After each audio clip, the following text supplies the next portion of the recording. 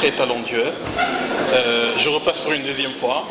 En première, je ne m'étais pas présenté. Donc, je suis Sherfat Madio, donc entrepreneur dans le secteur privé, fondateur d'un cabinet de conseil financier et stratégique.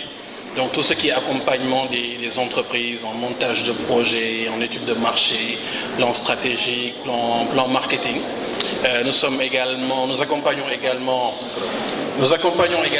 les entrepreneurs en recherche de financement avec les banques, les partenaires, les institutions financières de façon générale. Donc il m'a été donné l'opportunité de traiter deux thèmes, mais quand je vois un peu le vibe de ce forum, en tant qu'économiste financier, en général, on a tendance à être beaucoup trop dans la théorie. Aujourd'hui, l'idée ne sera pas de parler d'Adam Smith, de John Maynard Keynes, de Schumpeter.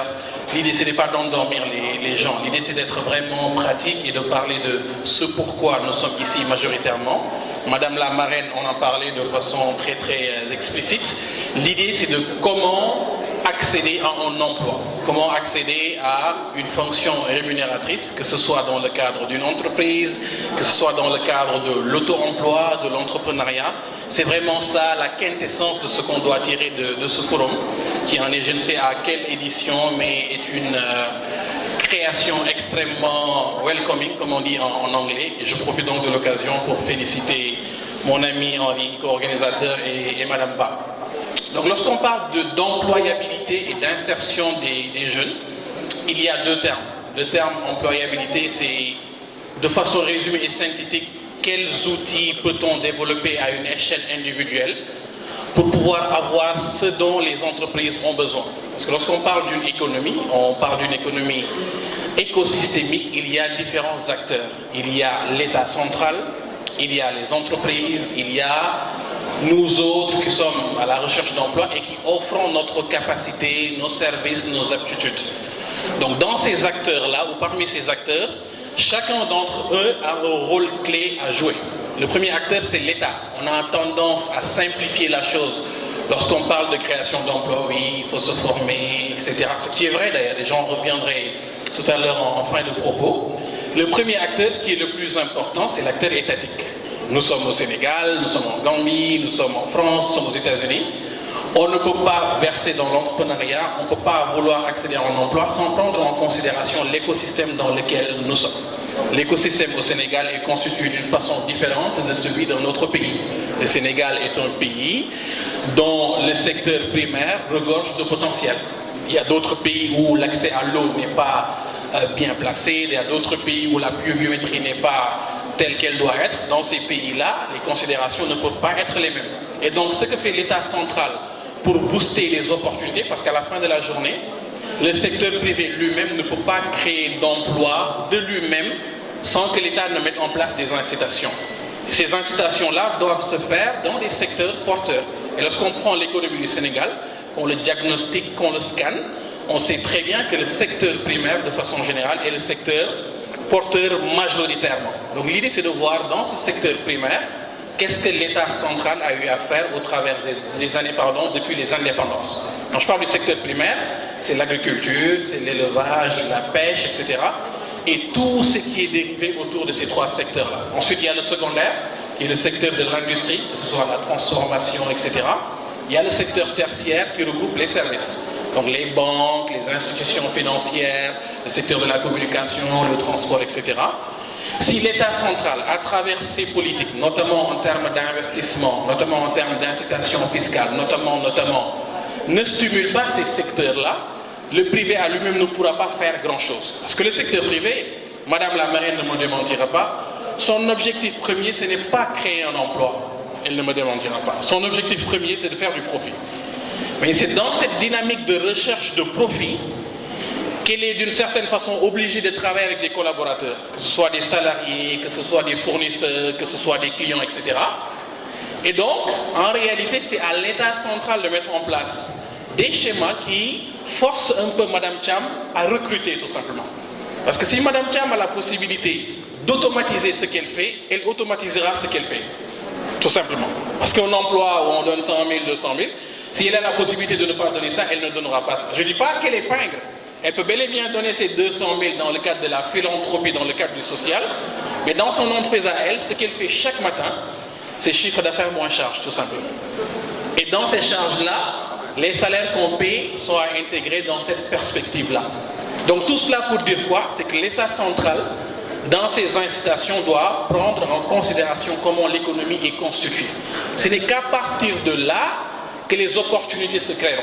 Aujourd'hui, si on met 1000 milliards supplémentaires dans l'agriculture, mais allez mettre les 1000 milliards exactement là où ça doit aller, c'est-à-dire l'agriculture familiale, faciliter l'accès à la terre aux paysans, faciliter l'activité à la terre aux exploitants agricoles, réduire les taux d'intérêt en mettant en place des garanties dans les institutions de microfinance, dans les banques, etc., automatiquement le secteur agricole va prospérer. Et mon ami Gilles, qui est formateur, se dira, tiens, il y a une terre qui coûtait 10 millions, aujourd'hui on est à 2-3 millions, je peux emprunter de l'argent à la banque, au lieu de 15%, je paie 3%. Mais automatiquement, il va essayer de voir quelles opportunités s'offrent à lui dans le secteur agricole. Il prend une terre, il commence à exploiter, il fait des choux, de la patate, etc. Se rend compte que lui-même, il ne peut pas faire le travail.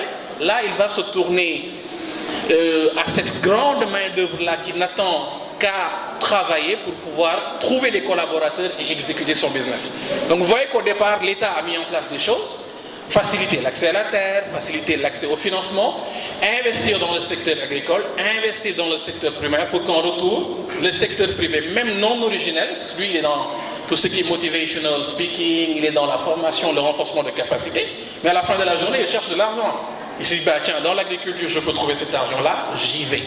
Donc ça, c'est un facteur clé que nous autres avons tendance à occulter. Si l'État central ne fait pas ce qu'il doit faire, et je suppose que c'est la raison pour laquelle elle est en politique et candidate, c'est parce qu'elle sait qu'en réalité, il y a des choses qui doivent changer à une échelle macroéconomique pour qu'elle, à l'échelle de son entreprise ou de son secteur d'activité, puisse prospérer.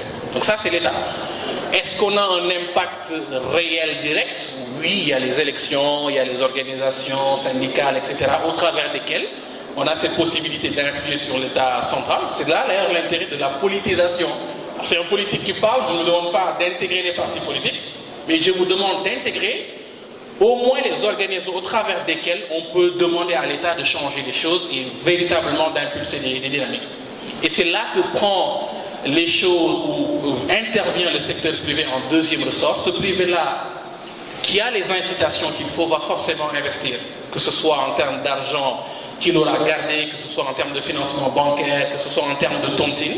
Les gens, lorsqu'ils se rendent compte qu'il y a des opportunités à saisir, vont les saisir et l'aspect financement se déclenchera de lui-même, j'ai envie de dire, que ce soit par la tontine, par le financement bancaire, par l'emprunt, etc. Et là, on a investi. Et lorsqu'on investit, comme j'ai dit, et que l'activité se développe, forcément, la création d'emplois se fait d'elle-même. On n'a pas envie de recruter pour payer les salaires et supporter les charges supplémentaires, mais si on est obligé de le faire pour grandir, on le fait. Donc, le secteur privé, son rôle se limite à ça. Ensuite, interviennent donc ces acteurs-là que nous sommes, qui cherchons des opportunités en termes d'emploi, en termes d'entrepreneuriat. Et à ce niveau, j'ai envie de dire, ce que nous devons faire, nous le savons déjà. Si aujourd'hui nous avons une salle aussi remplie d'acteurs qui viennent écouter et comprendre un peu comment ça fonctionne, c'est parce qu'on sait que cette dynamique networking est partie intégrante de ce qu'il faut. Moi, j'ai vu 2 de mes étudiantes à AIPD qui me semble-t-il sont toujours là. Je les avais en business English. Une des choses que je leur disais, c'est qu'au-delà de l'apprentissage académique, à l'école, à l'université, il y a des choses supplémentaires que tout le monde ne fait pas et c'est là que se trouve la chose. L'emploi ne viendra pas de lui-même, il faut aller vers l'emploi, comme l'a dit Mme Thiam tout à l'heure. Une des choses à faire pour aller vers l'emploi, c'est la capacité de networking et de réseautage. Et ce forum-là, fort heureusement, offre cet excellent cadre. Quand j'ai eu mon premier job en cabinet de conseil, tout simplement parce que la personne qui m'a mis en relation avec mon employeur, je l'ai trouvé dans ce genre d'initiative-là. Pourquoi, lorsque Henri m'a demandé de venir participer, en général, en dimanche, on a envie de regarder Manchester United tranquillement, mais j'ai compris l'intérêt de venir, parce que c'est ici que se font les choses. Essayez de développer du réseau et des cartes de visite, prenez celle de Henri, celle de Gilles, etc. Vous aurez déjà certainement préparé vos CV, lettres de motivation, ça c'est des choses qu'on vous apprend à l'école.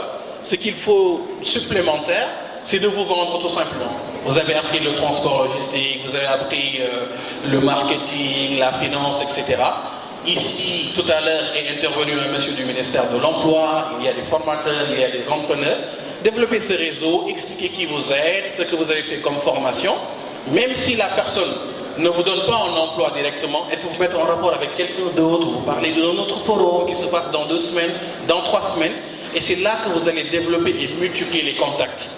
Une fois que vous avez ça, l'autre aspect fondamental, c'est que si vous n'êtes pas formé et outillé, effectivement, les opportunités viendront, y compris dans les secteurs nouveaux, comme le pétrole, comme le gaz. Nous serons dans un univers pétro-gazier l'année prochaine.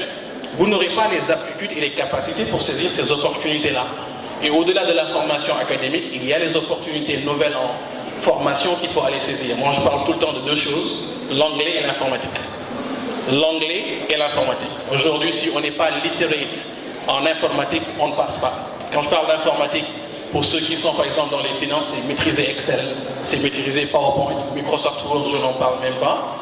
L'anglais vous donne cette chance-là d'aller au-delà, surtout dans un pays comme le Sénégal, au-delà de ce que nous savons tous. Il y a des opportunités pour lesquelles, surtout dans le monde du pétrole et du gaz, si on n'est pas capable de s'exprimer en anglais, ne serait-ce que de façon sommaire, je dirais qu'on perd des opportunités, pour le dire de façon simple, et pour le dire de façon rude, on n'est plus très compétitif dans le monde actuel dans lequel nous sommes. Donc développer vos capacités en anglais, que ce soit à travers des cours, il y a des centres de langue, il y a la capacité à exploiter l'Internet. Moi, ce que je faisais avant d'avoir été par exemple aux États-Unis et qui m'a beaucoup aidé, c'est de regarder des films sur YouTube, sur les autres plateformes, avec un sous-titrage en français. Je regardais en anglais, sous-titrage français, puis je faisais l'inverse. Je m'assurais que mon téléphone était en anglais, bon, avec le français à côté pour si je vois un terme que je ne comprends pas. Ça, c'est de petites choses qu'on développe pour pouvoir avoir une petite base en langue. Mais là...